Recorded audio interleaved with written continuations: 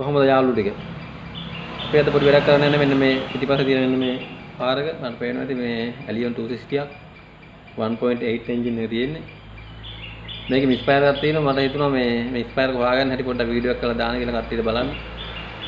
ඒ කියන්නේ මම මේක ගෙට් කරන්න යන්නේ මිස්ෆයර් එක හොයන්න කිසිම ස්කෑන් කරන්න මොකුත් නැතුව ස්කෑන් ටූල් එකක් පාවිච්චි කරන්න හෝ ඊට අමතරව වෙන මොකුත් ටූල්ස් පාවිච්චි කරන්නේ නැතුව සරලවම මෙන්න මේකේ මිස්ෆයර් එක තියෙන සිලින්ඩරේ කොහෙද මොන සිලින්ඩරද කීවෙනි සිලින්ඩරේද කියලා බලා ගන්න සරල ක්‍රමයක් ගැන තමයි වලට කියන්න හදන්නේ.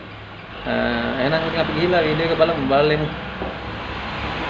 හොඳයි අපි අද කරන්න යන්නේ මෙන්න මේ එන්ජින් එකේ මිස්ෆයර් එකක් තියෙනවා.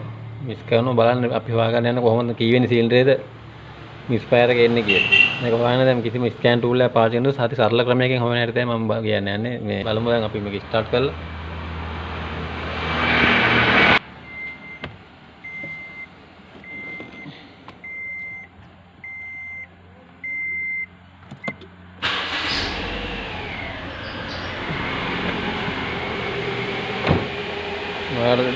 එහෙනම් මේක මිස්ෆයර් එකක් එනවා මේ වෙනවත් දන්නේ හරියට එන්ජින් එක ගිහි තමයි යන්නේ කිටි කිටි ගාලා අපිට බලන්න පුළුවන් සයිලන්සර් එක ආවට කියලා බලමු. මර සද්ද එහෙම මේකේ මෙහෙම අත දෙවුවාම හොඳට දැනෙනවා නිකන් පුලම් පාර දැන් විදලා එනවා. තෙල් සරත් අපිට එනවා මේක දැන් මිස්ෆයර් එක ලොකුවට තියෙනවා. බලමු අපි කොහොමද බලන්නේ කියලා. මෙන්න මේකයි කරන්න තියෙන්නේ. සරලම ක්‍රමය තමයි මේක අපි දන්නේ නැහැ කොයි සිලින්ඩරෙන්ද මික්සර් එක එන්නේ කියලා. අපිට පුළුවන් මෙන්න මේ ඉන්ජෙක්ටර් වයර් තියෙනවා. මේ ඉන්ජෙක්ටර් පළවෙනි එකේ ඉඳන් අපි එක එක මෙහෙම පන්නන් යනවා. මෙහෙම එමෙහෙට මේ ක්ලිප් එක මෙහෙම ප්‍රෙස් කරලා එමෙහෙට අදින්න ඕන කැඩෙන්නේ නැති වෙයි. ඒක ගැලගුවාම අපිට පේනවා ඉතින් වහන එන්ජින් එක ස්ලෝ වෙලා මික්සර් එක වැඩි වෙනවා. වැඩි වෙනවා කියන්නේ ඒ සිලින්ඩරේ වැඩ කරනවා. ඊළඟට දෙවෙනි එක ඒක ගැලවුවාම බෙන්සින ගොඩට හොඳටම මිස්ෆයර් එක වැඩි වෙනවා තව. ඒ කියන්නේ ඒකත් වැඩ කරනවා. හරි. ඊළඟට බලමු තුන්වෙනි එක.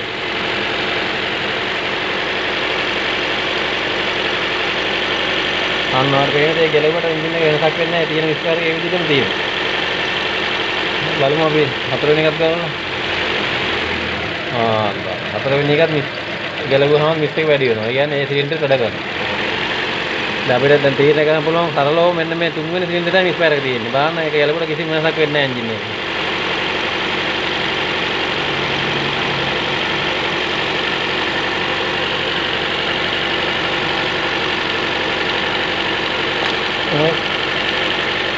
ආරකට කිසිම වෙනසක් වෙන්නේ නැහැ එන්ජින් එක. එකම විදිහට දුවනවා.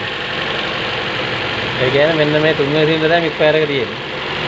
එතකොට මේක වෙන්න පුළුවන් සමහරවිට මේ කොයිල් එක පිච්චිලා වෙන්න පුළුවන්. එහෙම නැත්නම් මේ ස්පාර්ක් ප්ලග් එකේ අවුලක් වෙන්නත් පුළුවන්. එහෙම නැත්නම් මේ ඉන්ජෙක්ටරේ බ්ලොක් වෙලා හරි මොනවා හරි වෙලා වෙන්න පුළුවන්. එහෙම නැත්නම් වෑල් ලීක් එකක් තියෙන්න පුළුවන්. අන්න ඒ වගේ ඕනම ප්‍රශ්නයක් තියෙන්න පුළුවන් මේ තුන්වෙනි සිලින්ඩරේ. අපිට දැන් ඉතින් ඒක එකින් එකට හොයන්න පුළුවන්.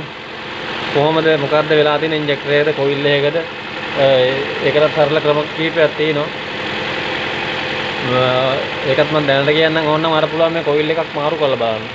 මේ තියෙන කොයිල් එක මේකට දාලා මේක මේකට දාලා බැලුවාම එතකොට බලා ගන්න පුළුවන්. ඊට පස්සේ ආයෙ වයර් එක ගල්ලා බලනවා මේ මිස් එක මේකට ඇවිල්ලාද කියලා. ඒ කියන්නේ දැන් මේ තුන්වෙනි කොයිල් එක පිච්චිලා නම් කොයිල් එක මේකට දැම්මාම ඒ කොයිල් එකේ ප්‍රශ්නය නම් අනිවාර්යෙන් මේ ඉන්ජෙක්ටර් වයර් ටික ආපස්සට ගලවලා බලද්දි එතකොට මේ තුන්වෙනි සිලින්ඩරේ තියෙන මික්ස් වයර් එක දෙකට එන්න ඕනේ. එහෙම ඇවිල්ලා තියෙනවා නම් අනිවාර්යයෙන්ම මේ කොයිල් එක ප්‍රශ්නයක්. එහෙම නැත්නම් පුළුවන් ප්ලග් එක චෙක් කරලා බලන්න ප්ලග් එක දෙපැත්ත මාරු කරලා මෙහෙම දෙකට මාරු කරලා බලුවම ඒ ප්‍රශ්නේ හැට මෙහාට යනවාද කියලා. එහෙම නැත්නම් ඊට පස්සේ මේ ඉන්ජෙක්ටර් එකක් ගාලා බලන්න බ්ලොක් වෙලාද එහෙම නැත්නම් ඉන්ජෙක්ටරේ මාරු කරලා බලන්න පුළුවන්. එහාට මෙහාට යන ප්‍රශ්නේ තියෙන සිලින්ඩරේ දෙපැත්තට මාරු වුණාද කියලා.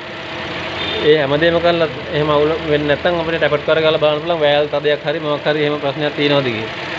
ඔන්න මේ වගේ හරි සරල ක්‍රමයකින් ඔක බලා ගන්න පුළුවන්. මේ බලමු තවත් ඒ වගේ මොනවා හරි විශේෂ වීඩියෝ විශේෂ දෙයක් පොඩි දේවල් මම ඔයාලට කියා දෙන්න බලමු. මේ channel එක දිගටම subscribe කරලා ඉන්න. එහෙනම් බොහොම ස්තුතියි. ආයෙත් අලුත් වීඩියෝ එකකින් හම්බෙමු. හරි මං හිතන්නේ ඔයාලට හොඳට පැහැදිලි වෙන්නේ නැති කොහොමද ඒක බලන්නේ කියලා.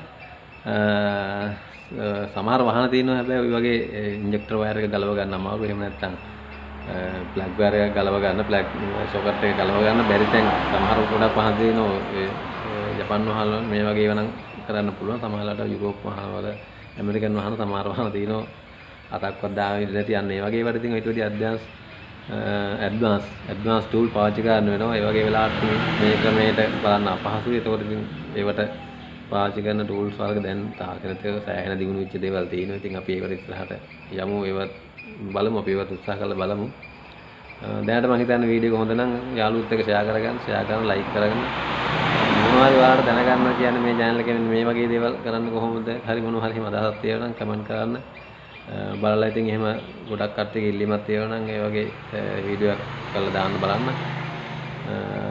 ඒක තමයි ඉතින් අපි ඔන්න අද එළපලේ ඇතුල් පැත්තේ ඔන්න වෙන්නේ මේක ඉතින් කරන ගමන් බලමු ඉතින් අර ඉඩ තියෙන ලාට බොහොම අමාරුවෙන් තමයි ඉතින් වීඩියෝ එක කරගන්නේ මෙතන සද්දපත් පොඩ වැඩි පාරායන නිසා එහෙමනම් අදට එහෙනම් ඇති බලමු ඊළඟ වීඩියෝ එක හමු වෙමු channel එක subscribe කරන්න මතක් කරලා හරි